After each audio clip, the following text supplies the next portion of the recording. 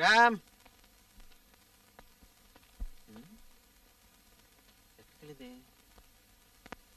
రామ్ రామ్ రామ్ ఎక్కడికి వెళ్ళావు? రామ్ రామ్ రామ్ రామ్ రామ్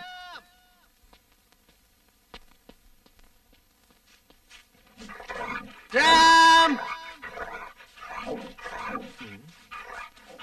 ఎక్కడున్నావా?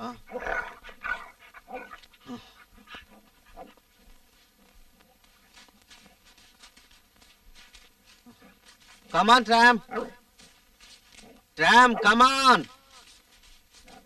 ఏం చేస్తున్నావు అక్కడ? రామ్ రా.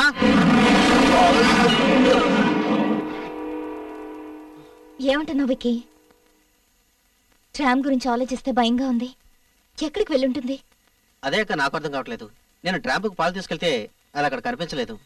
నేను ట్రాంపును వెతుక్కుంటూ ఇంటి వెనకాలకు వెళ్ళాను, కానీ అక్కడ చూస్తే ట్రాంప్ గుంట తవ్వుతూ కనిపించింది. దాన్ని చూస్తే అబ్నార్మల్ గా ఉంది. కాసేపు నాకు అసలు ఏమీ అర్థం కాలేదు. దాన్ని గట్టిగా రమ్మని పిలిచాను, కానీ అది నా మాటలు పట్టించుకోలేదు. ఆ తర్వాత నేను బెల్ట్ పెట్టుకొని లాగాను. అది వెంటనే నా మీదకి అటాక్ చేసింది. నేను నిజంగా భయపడ్డానక్క. ట్రామ్ ని చూసి నువ్వెందుకు భయపడుతున్నావు?